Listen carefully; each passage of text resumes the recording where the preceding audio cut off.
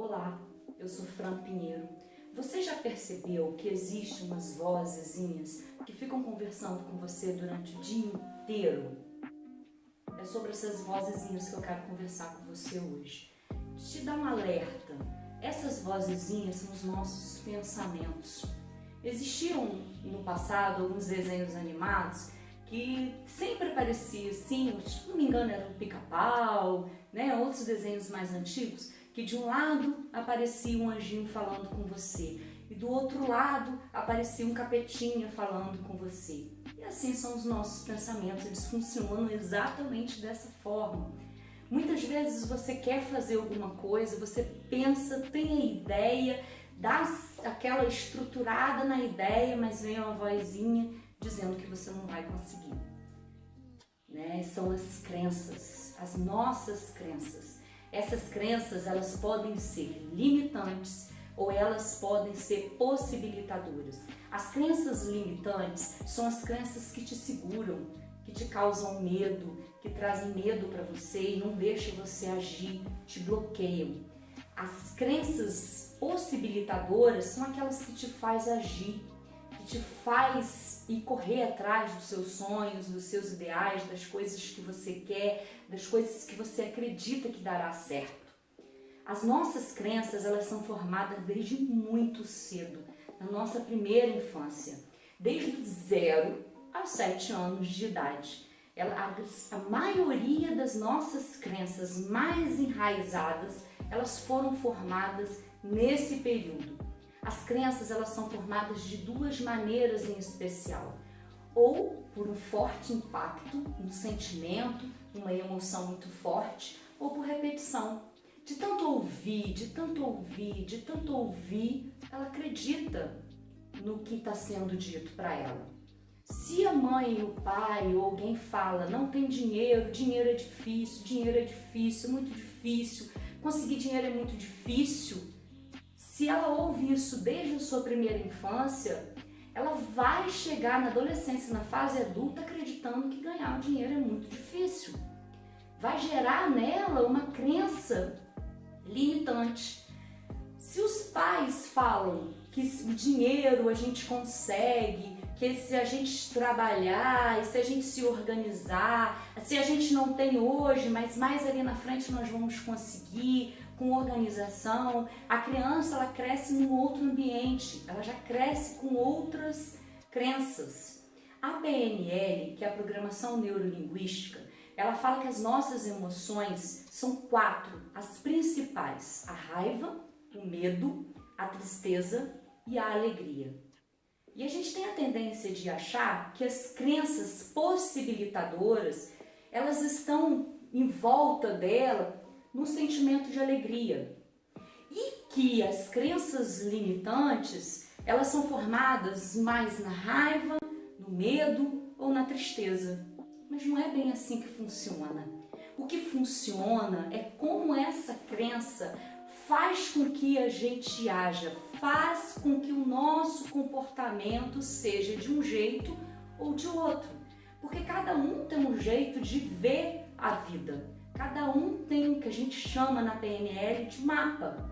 Eu vejo de um jeito, às vezes o mesmo fato acontece numa família, por exemplo, ou uma perda, ou sei lá, como eu posso dizer, além da perda, uma tragédia em família, um acontecimento, uma briga, um acontecimento qualquer que naquele dia causou raiva, trouxe a emoção da raiva para a família. Uma criança pode enxergar de um jeito e a outra criança enxergar do outro. Isso acontece muito no dia a dia. Eu já ouvi uma história uma vez, num desses cursos que eu fiz, um pai que perdeu uma filha com pneumonia aos 9 anos de idade. E a criança morreu no corredor do hospital público. Ela não foi nem atendida. Ela morreu nos braços do pai. Esse pai era pobre, não tinha condições de levar essa criança com uma febre altíssima para um hospital particular. Quando a criança veio a óbito e que os enfermeiros falaram para ele que ela realmente, efetivamente, E o médico no dia, né, efetivamente que ela havia morrido, que ele havia perdido aquela criança, ele fez uma jura para ele mesmo, misturando, né, as emoções, a raiva com a tristeza, de que ele nunca mais passaria por isso por falta de dinheiro. E ele criou, enraizou essa crença nele, que ele nunca mais iria passar por isso, que não faltaria dinheiro. Poderia ser por qualquer motivo ele perderia um outro filho, mas não pela falta do dinheiro. E aí ele batalhou, correu, trabalhava dia e noite. Quando eu o conheci, ele já estava numa situação financeira absurda, muito alta, num padrão de vida, um verdadeiro império. Ele construiu um verdadeiro império. E ele já havia tentado isso várias vezes antes e não tinha dado certo. Mas dessa vez alguma coisa dentro dele mudou.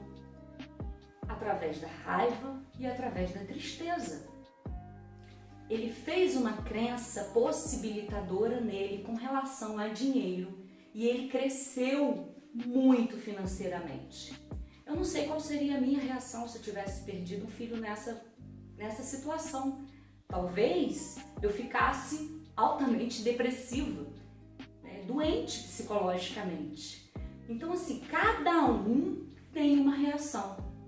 Cada um tem um jeito de ver um fato, um acontecimento. O que a gente, pais, precisa fazer? Observar qual é a visão do seu filho, como ele está vendo isso. Se ele já tem sonhos, com certeza, né? Ele tem, às vezes até não conta, mas ele tem. Você tenta descobrir quais são os sonhos dos seus filhos, né? Como está sendo a crença dele com relação a esse sonho? As crenças dele é que ele vai conseguir? Ou as crenças dele tá trazendo medo e ele acredita que vai ser muito difícil e que ele não consegue? A gente tem que prestar muita atenção nisso para tentar desde cedo incutir na cabeça da criança que ela pode, que ela consegue. Se ela trabalhar nisso, se ela focar, ela vai conseguir. Muitas vezes os pais confundem um pouco os sonhos dos filhos com os sonhos deles. Isso a gente precisa prestar muita atenção. Nós, não é porque tivemos filhos, não temos mais sonhos. Todos nós temos sonhos. E não podemos deixá-lo para trás, guardado numa gaveta, engavetar de forma alguma. Nós precisamos colocar esses sonhos, tirar esses sonhos do papel e colocar para execução. Os nossos filhos percebem isso. Percebem quando a gente tem um sonho que a gente está correndo atrás desse sonho. Eles se encorajam, eles se fortalecem. Pega a sua vida, pega os setores da sua vida, escreve no papel, faz um plano de ação. Quais os principais setores? A espiritualidade, o financeiro, o profissional, o relacionamento casal, relacionamento com meus filhos, relacionamento com os outros parentes. Em que eu posso melhorar? Como eu posso melhorar? E corre atrás dos seus sonhos. Apoie os seus filhos também correr atrás dos sonhos deles. Não projete no seu filho os seus sonhos. Pode acontecer, e a gente vê acontecer, muitos adultos, né, muitos pais que querem que os filhos ou sigam a sua profissão ou tenham uma profissão que ele não conseguiu ter. Os seus filhos têm os sonhos dele. Se você não conseguiu ter aquela profissão, vamos colocar no papel? Vamos correr atrás de realizar? Porque se você realizar os seus sonhos, seu filho vai estar percebendo em você a sua alegria de viver, o seu entusiasmo, como você faz para alcançar os seus objetivos. Ele vai crescer, vai ser um adolescente, um adulto muito mais fortalecido, com mais força e mais entusiasmo para correr atrás dos sonhos deles. Perceba cada dia que tiver a oportunidade de conversar com seu filho, perceba se quem está falando mais é um anjinho ou se quem está falando mais é um capetinha. Se as crenças possibilitadoras ou são as crenças limitantes. Quem está comandando mais? Quais são os sentimentos que mais comandam o coraçãozinho do seu filho? Orienta.